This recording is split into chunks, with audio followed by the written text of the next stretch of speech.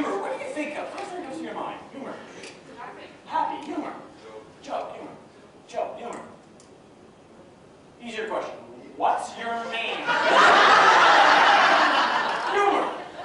Fun. Yeah. We tend to associate humor with fun, laughter, jokes, you know, pleasure, feeling good. But do you know what pleasure is really all about? Humor is about perspective.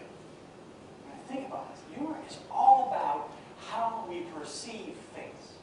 How many of you have done this? Have you ever done this? You go to the cinema with your husband, your boyfriend, your lover, all three if you're lucky, and you're sitting down watching the show, and something happens on the screen, and everybody starts to laugh. Everybody except you. You're going, and you just don't get it. You know? Or worse yet, something happens on the screen, and you start laughing hysterically, and you're the only one. And you go, shh. Like, why does that happen? She's done too. Why does that happen to us? Perception, absolutely. We perceive things differently according to our experiences. Now listen to this, it's really important. We perceive things differently according to our life experiences. So, in the workplace, tomorrow morning, go back to the work. You're not going back to work now, are you? Yes. Oh. No beers? Oh, that's no fun. Alright, let's make it fun. So here's what we're going to do. When you go back to work a little later on, here's what you're going to do. I want you to walk up to the office door, okay, and just before you go in, you're going to do this. You're going to go, 1, 2, and then you're going to go, and then you're going to go.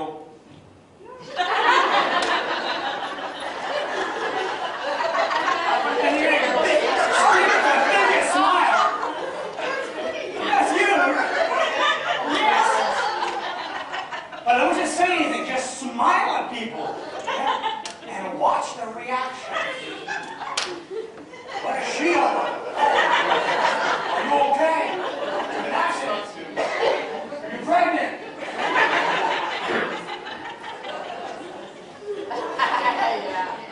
I don't know about you guys, in Ottawa, everyone has to take the elevator to get to where they need to go. So I tell people, the way to do it is when you get to the elevator, because you want to share this passion with others. That when you get to the elevator, stand in front of the door, press the button, when the door's open, and all these people look after you, go. And I guarantee one of three things will happen. One, they will empty out so fast. Two, they'll pretend they don't see you. Or three, and God forbid, they will smile back. Wow, what a concept. This is a good place to start. Smile. This is terrible.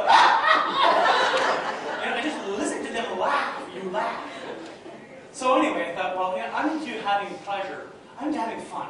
People say, yeah, but you got a great job. You're doing this funky stuff. I go, you know what? When I was a registered nurse, I had fun. I always found ways to have fun. Good teams, bad teams, you know, after a while, you got to motivate people. You got to say, you know what, life is short. You stay dead real long. Let's make the best of it. So let's get together. Have some fun. And then you create synergy within your team with the people you work with. And you go do really funky stuff. Yeah. At work. Yeah. The sex is on your lunchtime. The rest of the time you can have a lot of fun and they laugh, start touching each other. It's great. I'll tell you more about that a little later. This guy's thinking, really? Can you actually have sex on your lunch? You guys laugh. You know, I was in Shediac a couple of nights. I landed, actually, I landed in Bathurst. Oh, you guys have got a new airline, is that? A new airline? Have you heard? Yeah, the new, it's called Airhead Airline. Airhead? I thought it was kind of bizarre too, and I thought, well, you know what? They had a big sign in front of their desk. It said, choice of meals. I thought, wow, this is pretty cool. Finally, an airline that offers service. So I bought my ticket, jumped on, and we flew to Bathurst. And halfway there, a little girl came with her little meal tray, and she stopped in front of me. She said, meal? And I went, what are my choices? And she said, yes or no. Sure,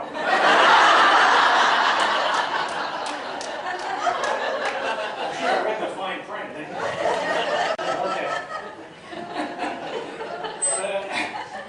But it was interesting because the lady beside me, she was crying the whole way in. And I think after a while I got really wet. I thought, are you okay? She said, no, I'm coming home. And I thought, aha.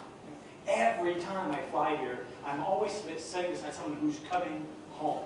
When they've gone out, they're trying to make their life or a living out in some big city, and they can't deal with it because it's just inhumane out there. So they want to come back to where life is real and where like the rhythm of life is sane, and the ocean and family and friends and good beer. So they, they just quick, they sell all their stuff, they jump on a plane, and they come back. And so I was chit-chatting with this lady for a walk, and after a while I said to her, I said, do you think your family and friends will recognize you?